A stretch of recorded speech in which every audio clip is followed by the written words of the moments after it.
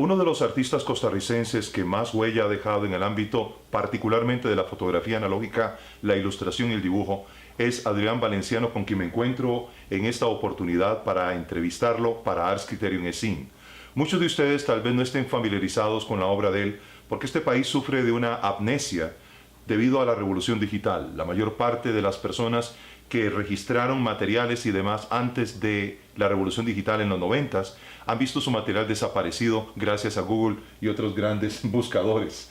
Hoy en día hay que reconstruir mucho de este legado, porque un país sin memoria es, como decía Fernando de Solana, el historiador español, un país listo para ser conquistado. Y la contribución de Adrián no es poca monta. Él es padre de la fotografía analógica de carácter artístico. Fundó el grupo F6, que revolucionó esto y permitió la inclusividad de la fotografía como valor artístico, como género artístico dentro de las artes costarricenses y ser considerada en los certámenes, salones y demás eventos artísticos. Pero no se limita solamente a eso. También ha publicado sobre fotografía dentro y fuera de este país. Se ha desarrollado como arquitecto, como dibujante e ilustrador.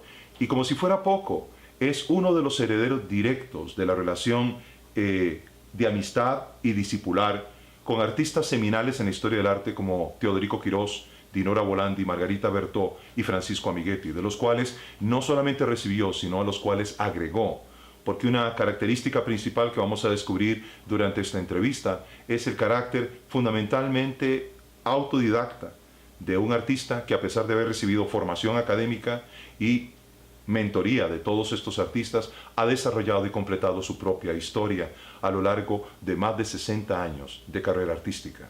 Adrián, es un gusto estar contigo hoy para conversar durante este tiempo y te agradezco que nos hayas abierto tu casa, así como también tu corazón, para conocerte más a fondo. Muchas gracias. Muchas gracias. Esto es para Ars Criterium ESIN.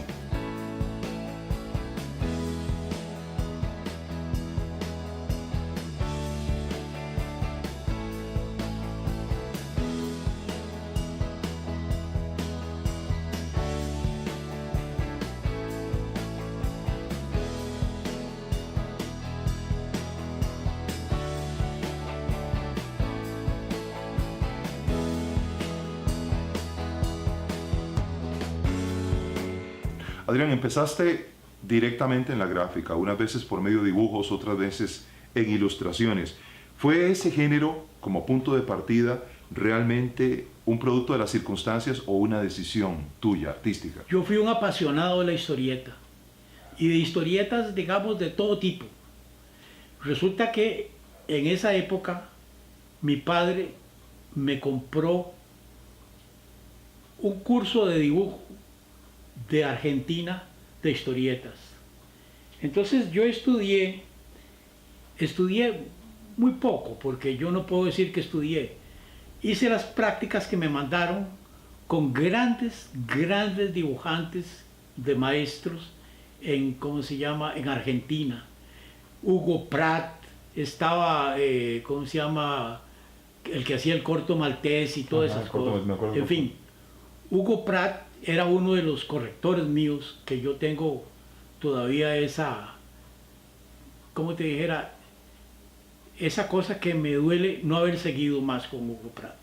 Yo era en esa época mandadero de una oficina de ingenieros, que me había conseguido ese puesto una tía. Resulta que ahí yo iba por todo lado, por todo San José, llevando y trayendo cuentas y cartas, en fin, todas las cosas. Un día pasé por la universidad vieja que quedaba ahí en el González Laman. Me paré en la puerta y oí que estaban reclutando gente para un proyecto piloto para la universidad. Pregunté, ¿y qué es lo que hay que hacer? No, pase y haga la prueba. Resulta que yo me metí y me senté, cogí las cosas de la oficina que llevaba los mandados, los puse aquí y me puse a dibujar. Esa dibujada que di me permitió comunicarme con el dibujo. Yo salí de ahí y me olvidé.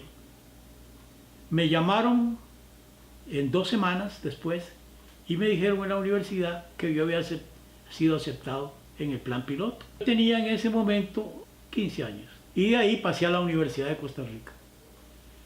Por ahí que yo no tengo el conocimiento de lo que es secundaria. En el trayecto, digamos, de esa vida que yo había tenido con la historieta y con cosas, yo había leído libros que me parecían muy raros, que era la Ilíada, la Odisea, la Farsalia, la Tesalia, en fin, una serie de libros rarísimos.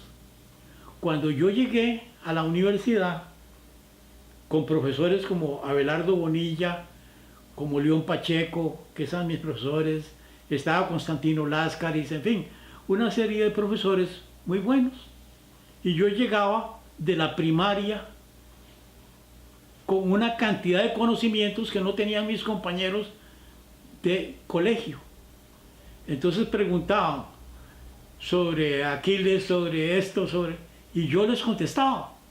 Y yo no sabía que me estaba hundiendo cada vez más en el campo de la academia, ¿no? Conforme iba pasando el tiempo, yo iba ganando como te dijera, como confianza.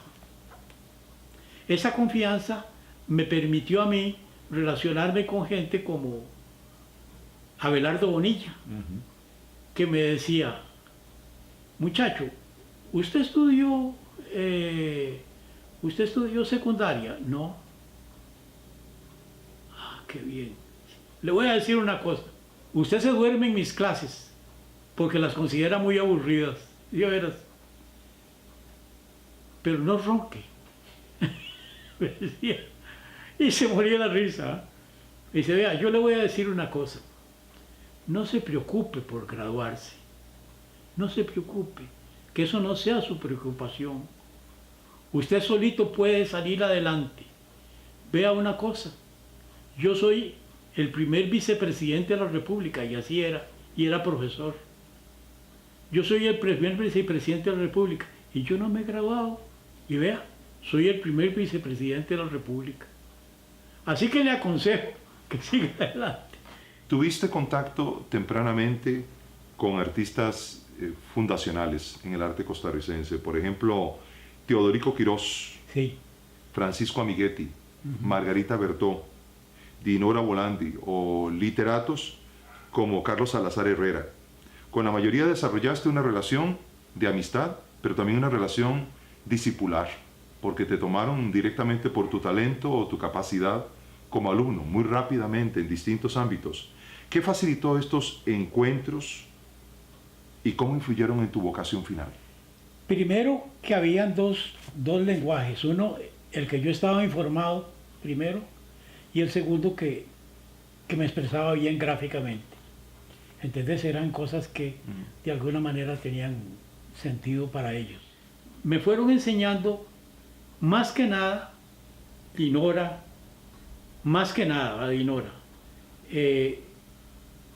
Margarita y Paco.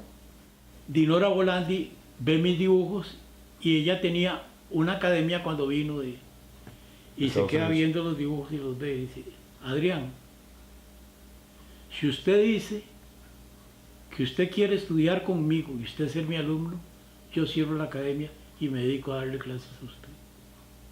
¿Usted lo acepta? Sí, lo acepto. Y así fue. 4 años con Dinora haciendo dibujos, cuestiones de arte, mucha crítica de arte, mucha, porque Dinora era muy rigurosa y en eso pasamos mucho tiempo. Esa fue la época de Dinora cuando yo estaba en la universidad.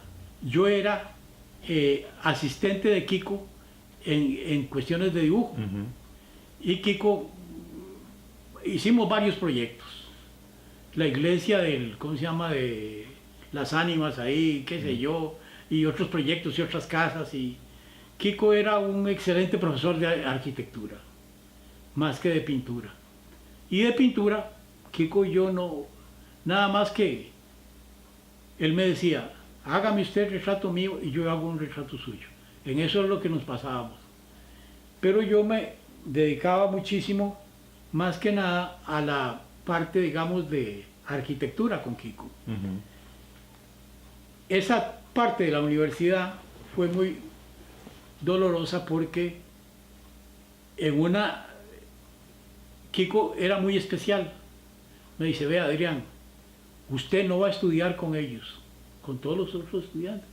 Usted va a estudiar en este salón.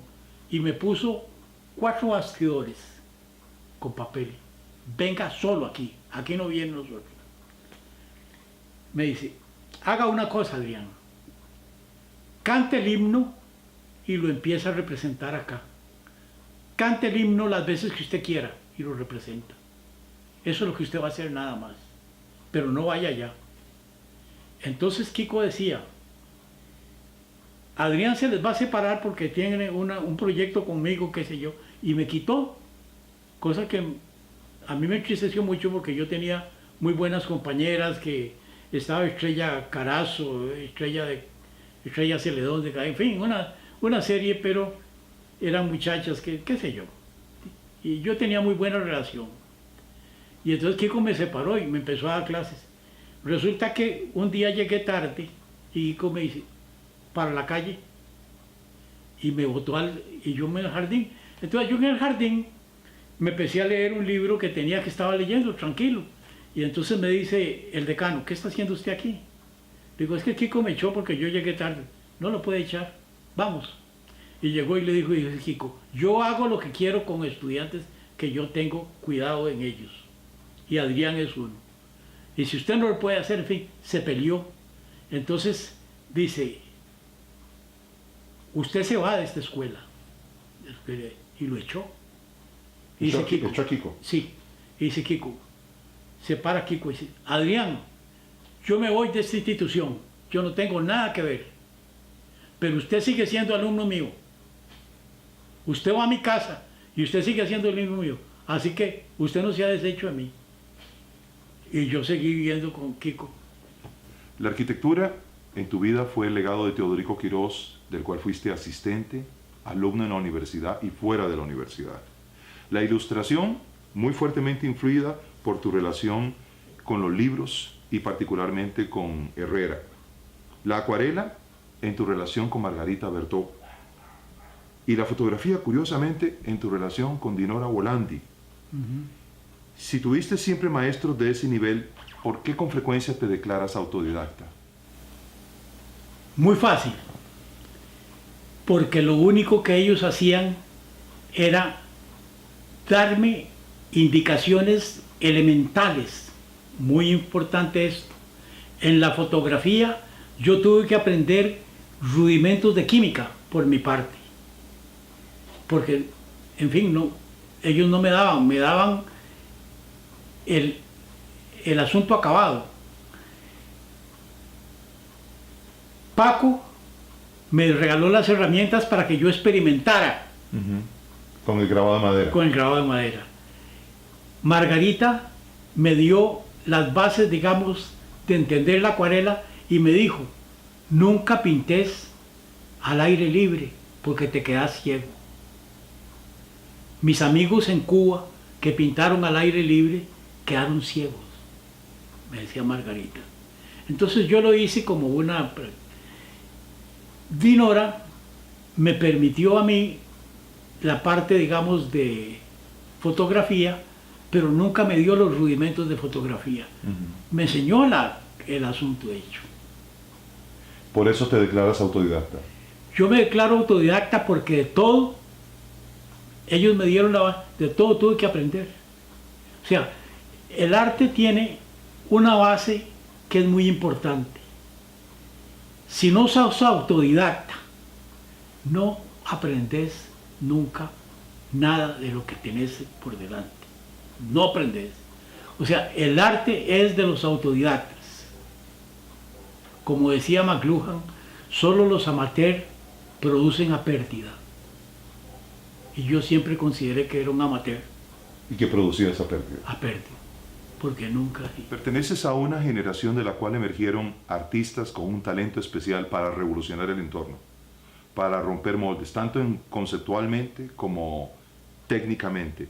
Y muchos de ellos, tú incluido, fueron amigos, compañeros de infancia y de adolescencia. ¿Qué fue lo que detonó ese interés en común en dedicarse al arte en un momento en que el contexto costarricense no ofrecía mercado ni mayor atractivo para la producción artística? Para nada, para nosotros fue una especie como de espacio de entusiasmo, porque no había plata, no había dinero, no había nada que nos refiriera a una posible remuneración, nunca. Es que el mundo era tan reducido, el mundo artístico era tan reducido aquí, que nos comunicábamos, quisiéramos o no quisiéramos.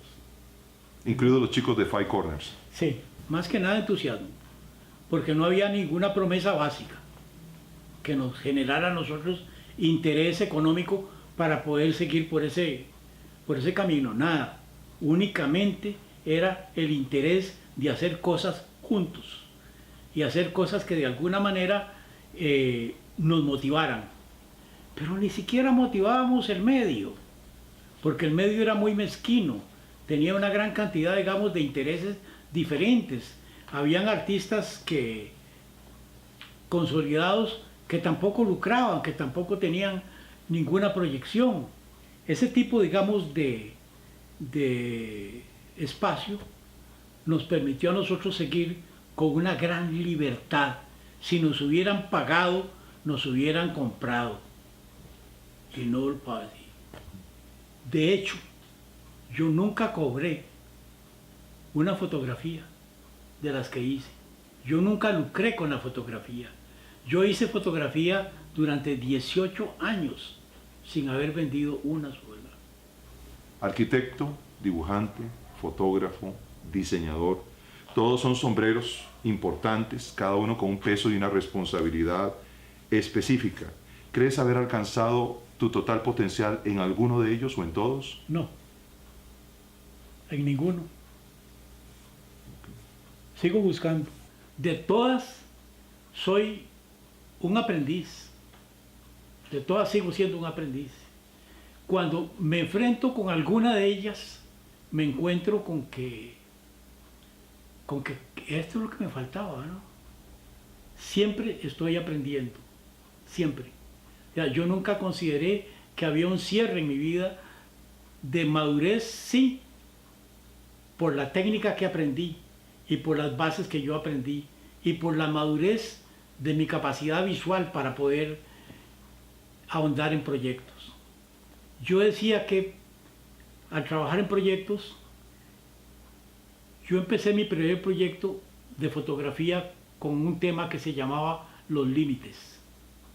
Para mí los límites eran los límites de todas las personas que hay en San José. O sea, que son los indigentes. O sea, el indigente vive en la acera y el límite. Entonces, cuando yo hablaba de eso, a mí no me entendían. Y yo le decía, mire, yo fotografío a un indigente, que es el modelo que yo tengo. No quiero fotografiar animales ni nada de eso porque no me interesa. Me interesa el paisaje humano. Entonces empecé a fotografiar, pero yo no encontraba el material que pudiera representarme duramente ese tipo de mensaje.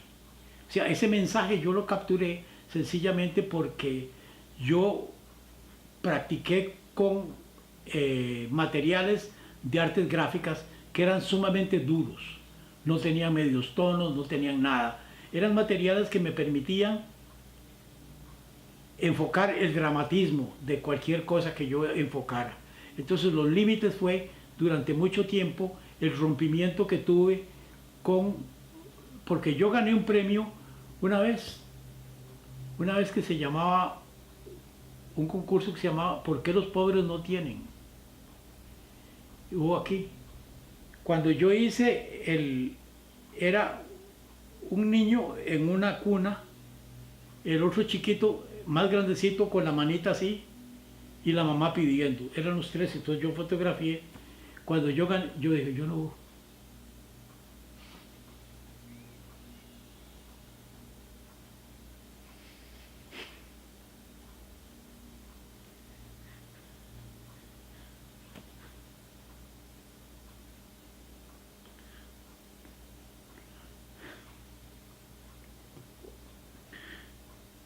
¿Qué te movió esa foto?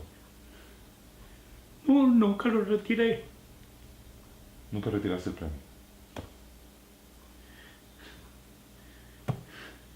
¿Te movió algo personalmente? Y de ahí en adelante yo empecé a imaginar temas que me movieran. Yo no fui a retirar ese premio porque me pareció una barbaridad que yo retirara un premio de gente mendigos, ¿no? Bueno, para mí gran parte de la otra etapa de fotografía viene cuando yo estudio en arquitectura temas de arquitectos como Aldo Rossi, como gente, digamos, en Italia, que hacía cosas muy interesantes con el genius loci, la particularidad del sitio. Yo estudié la particularidad del sitio en un libro muy interesante que tengo ahí. Ese tipo, digamos, de material me permite a mí visualizar en la arquitectura, en el arte, en todo, porque yo lo utilizo en la pintura ahora. En la particularidad del sitio es la capacidad de visualizar un sitio que tiene algo. En mis clases yo decía que cuando uno no le pone alma a un trabajo, es un trabajo más, no tiene ninguna importancia. Pero cuando uno descubre la particularidad, porque la particularidad es cuando uno llega a algún lugar y de alguna manera uno encuentra cosas que lo motivan. Usted va a un lugar y dice, qué bonito sitio. O sea, puede ser aquí o en cualquier país, en cualquier parte. Usted dice, qué bonito, algo me comunica. Usted llega a una casa de una persona, usted llega a un parque o a algún lugar y usted dice, qué bonito ese sitio. Esa es la particularidad. Si usted la descubre y la puede plasmar, usted tiene el secreto de comunicar eso a otra persona. El fuero de expresión más importante en tu carrera sigue siendo la fotografía, particularmente la fotografía analógica, con gamas cromáticas blanco y negro, principalmente, ¿verdad?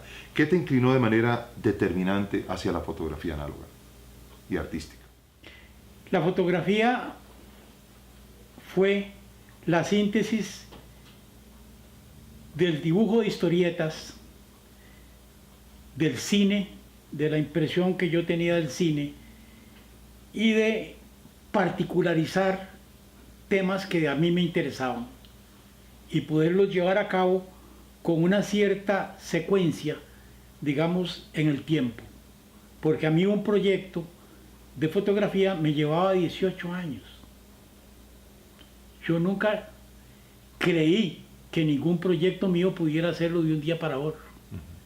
Fueron 18 años que yo duré con los límites. 18 años que yo duré con la particularidad del sitio. Estamos hablando de casi 40 años de evolucionar en esa parte, digámoslo así. En 1973 se dan dos coincidencias importantes en tu vida. Por un lado, publicas con la editorial Costa Rica tu famoso ensayo fotográfico, centrado en artistas principalmente del teatro, ¿verdad? Algunos de la plástica. Pero paralelamente se desarrolla el trabajo más importante del primer grupo de artistas fotógrafos en Costa Rica, del cual eras parte junto a Antonio Iglesias, Daniel Monge, Genaro Mora, entre otros. Lo que me intriga de este periodo particularmente es que los llevó a establecerse, a impulsar la fotografía como un género artístico, y qué hizo que se separaran, que terminara este momento tan importante en la historia del arte. A nosotros nos mantuvo unidos la necesidad de poner la fotografía en el plano, digamos, de la aceptación de las artes aquí en Costa Rica. No era aceptado. Y nosotros nos correspondió incorporarla. Y haciendo exposiciones que era muy importante. Yo tuve una exposición con un sociólogo que lo veo, es que escribe mucho ahora en el periódico, que es Miguel Sobrado. Una exposición de una toma en un precario aquí en el campo. Fue a campo abierto. Yo hice las fotografías y vine y las expuse en la universidad. Y a mí me hizo mucha gracia porque es la primera exposición fotográfica que se quema en público. La quemaron, toda la exposición. Y a mí me hizo mucha gracia porque yo decía, qué barbaridad, qué bien estuvo la cosa, cómo la exposición que yo hice la quemaron. O sea, tenía sentido. Ese tipo, digamos, de impacto en la fotografía a mí me llamó la atención de continuarlo dentro de los temas que yo tenía, porque no estaba alejados de la... El grupo 7, que fue entonces un catalizador de distinta gente que venía de distintos lugares, como Antonio Iglesias, como Sí. Genaro Mora, tú mismo, Monge, Sí. y otros fotógrafos jóvenes, pero fue de corta vida. Sí, de corta vida, porque nosotros empezamos a dar premios. Por eso es que yo no aparezco en ningún premio, porque a mí me correspondía darlos y promover la plata que buscábamos para poder dar los premios, en fin. Yo conseguía con las empresas el dinero para premiar la fotografía. Y así fue como la fotografía se incorporó, digamos, en las artes. De ahí yo me aboqué a lo que era la búsqueda de la fotografía de autor, ¿verdad? Porque esa particularidad me permitió que si yo aislaba fotografía, de alguna manera esa fotografía podía ser importante por tantos fotógrafos en Estados Unidos que lo hacían, ¿verdad? Y en Europa. Adrián, no han quedado registros visuales ni en la internet ni en muchos medios, incluso impresos, del paso del grupo F7 y las contribuciones particulares de los fotógrafos que lo integraron y aquellos a quienes ustedes galardonaron, hasta convertir esto en un género obligado en la mayor parte de los certámenes, concursos, salones que hay en este país. ¿Significa eso que el legado como tal de la obra artística de autores del grupo, como Genaro Mora, Mario Fernández, Daniel Monge, entre otros, significa que su influencia entonces fue pasajera? ¿Porque no hay memoria? No hay memoria, ¿por qué? Te voy a decir. Porque el arte aquí no tiene como un seguimiento, que de alguna manera le puedan dar seguimiento. Aquí es mediático. Expone y le dan pelota. Entonces no expone, no le dan pelota. El seguimiento a un artista, eso no existe. Los artistas aquí se pierden sencillamente porque no les dan, yo decía, porque no les dan cariño. Y ese tipo, digamos, de visión privó en la fotografía. O sea, la fotografía tuvimos que rescatar los premios que habíamos dado a Genaro Mora, a Daniel Monge, a Milton Colindres, ¿cómo se llama? ¿Y en teólogos también estaba? Sí, en fin, a todos, a Carlos Ginesta. Carlos Ginesta. Carlos Ginesta. Carlos Ginesta, muy apasionado, muy importante en la época que lo tuvimos, digámoslo así, como colega, y fue, digamos, una persona que nos motivó también. Entonces, ese tipo, digamos, duró poco. O sea, no duró nada. ¿Por qué? Porque nosotros nos dedicamos a otra cosa, cada uno. ¿Por qué? Porque teníamos que vivir y de eso no vivíamos. Hoy casi cualquier persona puede tomar fotos. En su momento, me acuerdo cuando tuve mi primer Instamatic, que fue una revolución porque antes de eso había que ir a un estudio para que uno le tomara una foto o un retrato. Y la Instamatic, los flash automáticos empezaron a revolucionar el acceso. Esa revolución fue sustituida más recientemente por la revolución digital fotográfica. Pero la pregunta que uno tiene de fondo aquí es esa: ¿cómo el avance tecnológico se ha convertido más bien en un menoscabo para la fotografía artística, especialmente la analógica? ¿Cómo ha dañado el legado analógico? Yo creo que no la ha dañado, porque es otra cosa. O sea, la fotografía, yo llamo la imagen digital. La imagen digital lo que ha venido es ¿cómo se llama? A unirse a la situación comercial. O sea, es una imagen muy... Instantánea. Sí, muy instantánea. Amigable. Yo diría que eso vino a democratizar la fotografía, porque como le decía Ralph Gibson a Jorge, ¿cómo se llama? En Nueva York hace como 4 años, le decía, tiene razón su profesor, y yo Adrián. estaba hablando. Yo sencillamente considero que esa fotografía la puede hacer usted con un teléfono. Y eso no es fotografía. La fotografía de análoga tuvo la virtud de estar paralela al cine, pero nosotros nunca cogimos del cine ninguna partícula del negativo para hacer fotografía. No, se hacía fotografía y se hacía cine paralelo. ¿Qué es lo que pasa ahora? La fotografía es parte, la fotografía digital es parte de una trama de televisión, de una secuencia donde usted puede aislar una parte, digamos, y hacer una fotografía. Pero eso no es fotografía, eso es imagen digital. Una de las primeras fotógrafas que recurrieron, digamos, de manera desechable al Polaroid para crear fotografía artística es Mariko Cindas.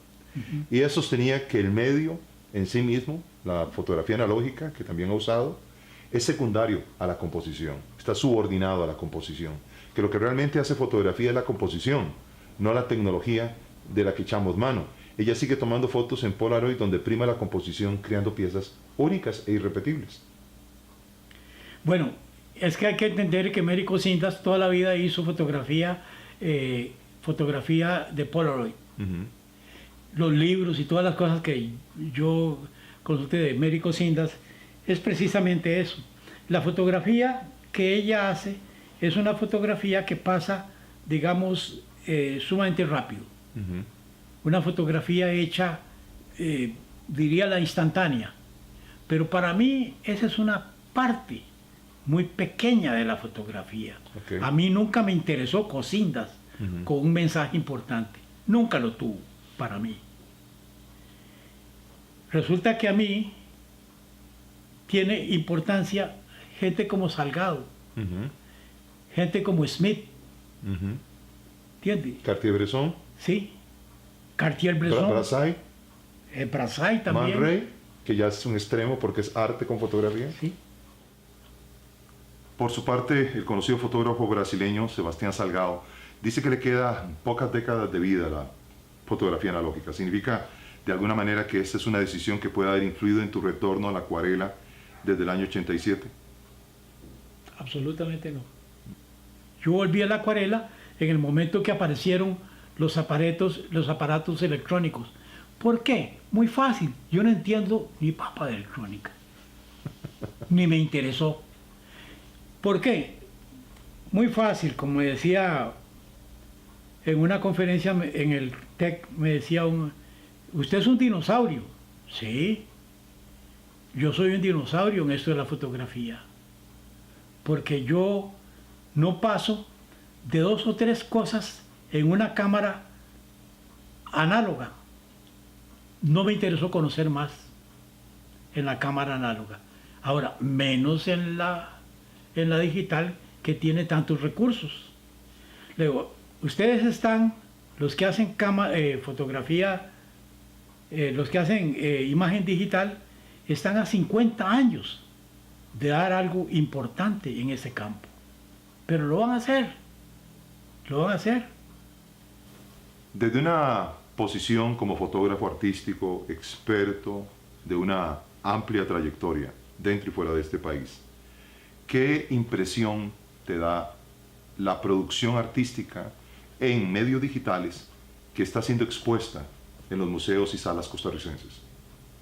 Muy pobre, muy pobre. No existe. ¿Por qué?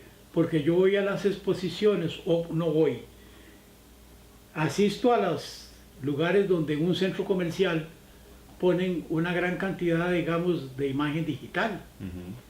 Y digo yo, eso no tiene ningún interés. El logro de posicionar a la fotografía como un género artístico y hacerlo inclusivo dentro de las exposiciones hasta el día de hoy, eso fue una conquista. Sí. Pero esa conquista entonces está siendo menospreciada Totalmente. por el facilismo de la presente fotografía digital. Yo diría ignorada. Ignorada. Elabora sobre eso, por favor. ¿Qué quieres decir? Porque se olvidó la creación, digamos, de gente como teólogos que se dedicó a otra cosa, como Roberto González, que se dedicó a otra cosa, como Adrián Valenciano, que se dedicó a otra cosa, como Toño Iglesias, que se dedicó a otra cosa. En fin, todos en la época que tuvimos la oportunidad de hacer cosas, las hicimos. Hicimos cosas que si no eran importantes, en los concursos de fotografía ganaban premios y ganaban certámenes. Y la gente asistía a las exposiciones de fotografía con un interés diferente. Eso se perdió. Se perdió con el F6 porque no hubo un grupo de gente verdaderamente interesados que le pudieran... Que pudieran hacer además el relevo generacional. Eso. No hubo relevo. Porque la mayor parte de ustedes son personas arriba de los 70 años. Sí, cómo no. Y entonces la nueva generación no ha tomado el batón para continuar la carrera artística en fotografía. No. ¿Por qué? Porque ese tipo de fotografía análoga, primero, le permitía a un fotógrafo que tenía su cámara con 36 oportunidades para sacar la foto, que esas 36 estuvieran pensadas de principio a fin. Si no estaban pensadas, perdía, y el cambio de rollo le podía perder la secuencia. Entonces, cuando usted tiene muy pocas oportunidades para hacer fotografía, como yo digo, no sacar fotos, porque sacaba fotos todo el mundo. Cuando apareció la Polaroid, la Instamatic, ¿no? Instamatic. Democratizó la fotografía. Ahí todo el mundo hacía fotografía. En todas las casas hacía fotografía, y fotografía familiar y toda la cosa. Ahora es lo mismo con el teléfono. Pero para mí es un recurso importante. Te voy a decir por qué. Porque en determinado momento documenta un hecho importante para una persona. Hacerla con un teléfono. ¿Qué te ofrece la acuarela que no te ofrece ya más la fotografía? Te voy a decir. En la acuarela, que fue la primera, o sea, mi primera infancia, ¿no?, en el arte, la acuarela, me permite explorar y no ser un acuarelista, porque no lucho por eso, por ser el mejor acuarelista. Eso no me importa. Me permite mejorar constantemente, y la acuarela es un gran reto. O sea, en la acuarela hay muchas cosas que la gente ignora. ¿Por qué? Porque la acuarela, estamos hablando del siglo XVIII, es muy joven, es muy joven. Entonces la acuarela se entendía como el boceto que uno hace antes de hacer un óleo. El óleo es muy importante. No, la acuarela es muy importante porque tiene vida propia. ¿Qué es lo que pasa con la acuarela? La acuarela tiene, además de tener tiempos que son críticos, O sea, un acuarelista es... Yo una vez dije que yo me había hecho fotógrafo porque era un acuarelista impaciente. Entonces eso es una cosa de cierta rapidez, de cierta capacidad de poder visualizar uno algo y hacerlo. ¿Por qué? Porque en la acuarela van dos tiempos. Uno es el agua y otro es el papel. O sea, la cantidad de absorción que tenga el papel tiene la cantidad de respuesta clara que usted va a dar en la obra. Si usted está haciendo una acuarela, tiene que tener todo claro desde el principio. O sea, la acuarela no permite principiantes. Hablemos de tu última obra, que parece alimentada por tu legado fotográfico, pero también por tu inclinación temprana por el dibujo. Me refiero al nuevo libro que está preparando el Banco Central con base en tus dibujos de la urbe, que es del paisaje urbano. ¿Cómo es que te llegaste a interesar nuevamente en el paisaje urbano para esta obra en particular? Mira, yo siempre fui muy interesado del paisaje urbano, desde muy temprano. Yo soy una persona que creí siempre que nosotros debíamos conquistar San José como el hecho más importante en Costa Rica. ¿Por qué? Porque a nuestra ciudad la estábamos subestimando. Nuestra ciudad la estábamos dejando en un suburbio. Creo que San José, si no la ponemos en práctica, se va a convertir en un tugurio. Porque como dice la gente que va afuera del país mucho, San José es una ciudad fea. Yo no digo que la ciudad es fea, que las ciudades son feas. Porque recuerdo una cosa que dije una vez en un artículo, que en Inglaterra las fábricas y todas las, digamos, desechos de la guerra se habían convertido en una vergüenza o feas para los ingleses, hasta que empezaron a dibujarlas. Y se valorizó el tipo, digamos, de suburbio y de cosas que los ingleses no apreciaban muchísimo, y que los ingleses son los maestros de la acuarela en este momento, y lo hacen maravillosamente. Ellos recurren a eso, lo comunican a los Estados Unidos a través, digámoslo así, de el arte, y los Estados Unidos, en muchos acuarelistas, entienden que la acuarela urbana es importante. Yo creo que el arte urbano es muy importante. Este libro es arte urbano, pero es gráfica. En gráfica. ¿Cómo lo conectas con fotografía y con acuarela? En fotografía con acuarela fue que en la época que yo me sentí impresionado por San José, lo hice en fotografía. Yo tengo de San José 4000 fotografías análogas, de las cuales hice una selección y pude trabajar el centro de San José. Yo considero que San José, aunque yo no soy un amante de San José, porque yo no voy a San José, pero sí me parece que San José es un lugar de paso para la gente. Los que van y los que vienen, los que viven digamos, en Alajuela, en Heredia o lo que fuera, pasan por San José y no se fijan. ¿Por qué? Porque cuando yo fui profesor en arquitectura, recuerdo que yo les decía a los estudiantes: ¿ustedes se han fijado para arriba en San José? No. Nosotros vemos nada más así. Entonces, el josefino es un ser de vista horizontal, porque nunca se fija en el skyline, en los edificios, ni en la cosa que tienen por delante, para saber que tienen una dimensión, digámoslo así, de su vivencia capitalina, ¿entendés? No la tienen. Y a base de dibujos y de cosas, yo empecé a hacer trabajos que me dieron base en esto. El banco, Andrés hizo esto, lo llevó al banco, el banco me dio oportunidad de poder, me compró toda la colección de dibujos, como te decía, para hacer una exposición, una gran exposición sobre San José, porque San José tiene, entre todas las cosas, tiene no virtudes arquitectónicas, digamos que no, para los que han viajado. A mí me decía un arquitecto, que no digo el nombre porque es amigo mío, me decía, Adrián, San José es feo. Digo, maje, ¿comparado con qué? ¿Con Nueva York? ¿Con París? ¿Con qué?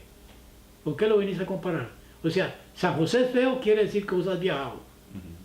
Eso es una soberbia, maje. Tranquilícese. San José es San José. Adrián, San José es nuestro. ¿cuál es tu legado? ¿Qué es lo que en perspectiva ves que estás dejando detrás como artista? Nunca lo he pensado. Ok, te mueres hoy. ¿Qué te gustaría que dijera tu lápida? Como una persona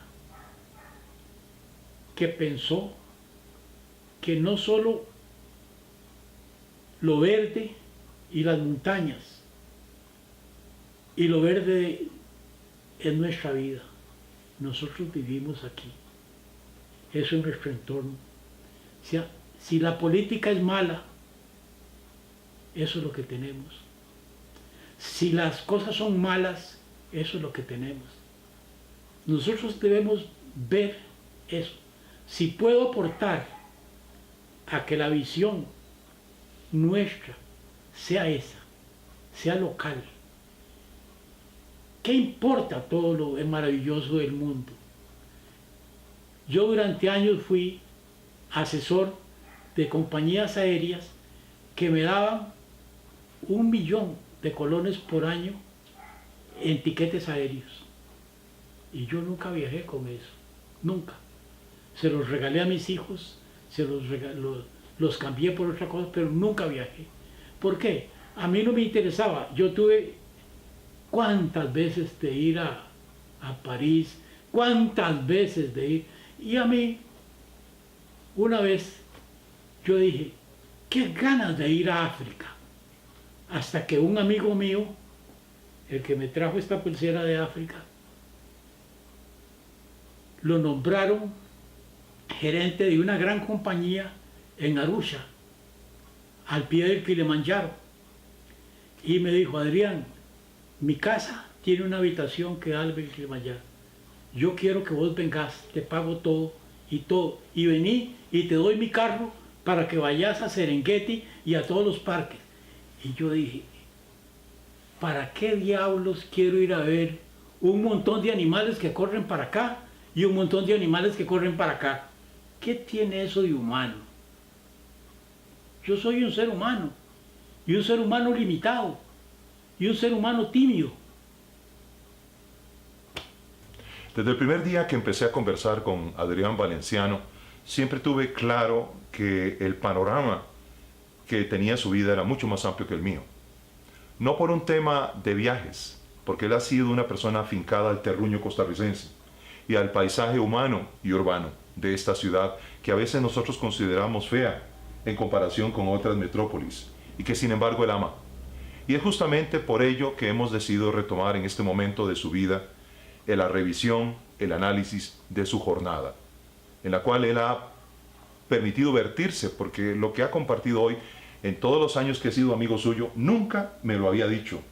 Y yo realmente estoy conmovido, no solamente por su dimensión como artista, por las experiencias que nos ha compartido para perpetuarlas en un registro que va a ser histórico, sino también por el hecho de que la parte humana esencial en su trabajo, lo que ha movido su pasión, es lo que emana de esta conversación y de los trabajos que estaremos presentando próximamente cuando hagamos también un análisis crítico de su carrera fotográfica para Ars Criterion. Adrián, ha sido un placer, hermano, volverte a ver, reunirme contigo, estar en tu casa y escuchar. Igualmente, igualmente, Juan. Muchas gracias por tu aporte y por todo lo que has hecho por este país, porque la gente tal vez no recuerde, pero nos vamos a asegurar que al menos algunos sí lo hagan, porque sin memoria un pueblo siempre perece. Muchas gracias. Y gracias a ustedes por estar con Ars Criterion ESIN, del Círculo de Críticos de las Artes de Costa Rica.